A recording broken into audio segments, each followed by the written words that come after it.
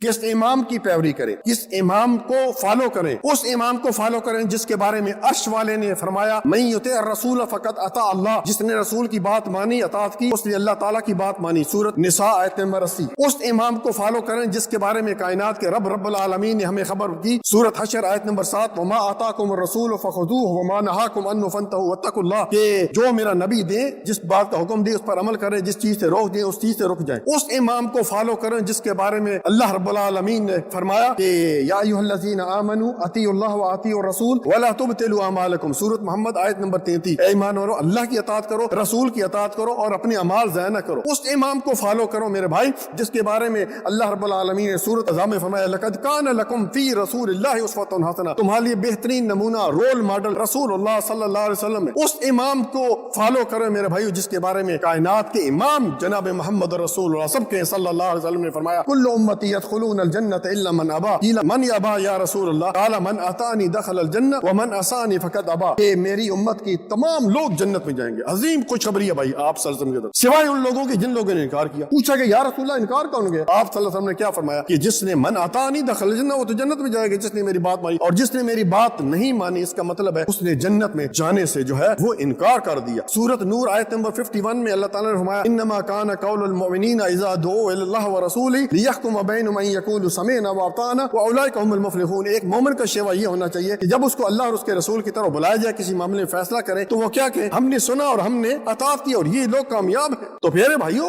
नबी सल्लल्लाहु अलैहि वसल्लम हमारे लिए बेहतरीन नमूने है। चारों इमामों को जो है उनकी बात उस वक्त दी जाएगी जब बात उनकी अल्लाह के नबी सल्लल्लाहु अलैहि वसल्लम कुरान सुन्नत के साथ मिलती है, और यही बात वो कह के भी दुनिया से चलेगी। इमाम अबू हनीफा रहमतुल्लाह अलैह, अल्लाह ताला उन पर राखो रहमत नाज़िल फरमाए, क्या फरमाया, इज़ा सहल हदीस फहुवा मज़हबी, सही हदीस आ जाए मेरा मज़हब वही है। आज सही हदीस बताई जाती है, ये भाई सही हदीस है, हाँ हदीस तो ठीक है लेकिन हमारे माशरे में इस तरह नहीं है। दूसरे कहते हैं हाँ हदीस तो ठीक है लेकिन हमारे मसलक में नहीं है। तीसरे कहते हैं हदीस तो ठीक है लेकिन हमारे मजहब में नहीं है। तो कलमा बदली कर दो भाई, हमारे इमाम के मुताबिक नहीं। हजरत मालिक रहमहुल्लाह, चारों इमाम में से एक इमाम है, वो नबी सल्लल्लाहु अलैहि वसल्लम की कब्र के पास दर्स दिया करते थे और फरमाया करते थे कब्र को इशारा करते हुए कि कुल्लु युखज़ु कौली व युरद्दु इल्ला हाज़ा साहिबुल कब्र, कि हर शख्स की बात ली भी जाएगी, छोड़ी भी जाएगी, लेकिन इस कब्र वाले की बात 100% ली जाएगी। क्यों? कि वह मा यंतिकु अनिल हवा इन हुवा इल्ला वह्युन यूहा। सूरत नजम आयत नंबर 2 और 3 कि नबी सल्लल्लाहु अलैहि वसल्लम अपनी ख्वाहिश से बोलते नहीं है जब तक कि अल्लाह ताला उन पर वही नाज़िल नहीं करता है। कोई शख्स मुझे बताइए कि आप सल्लल्लाहु अलैहि वसल्लम के ज़माने में या आप सल्लल्लाहु अलैहि वसल्लम के बाद आज कितने सौ साल हो चुके हैं या क़यामत तक किसी पर वही नाज़िल होती है?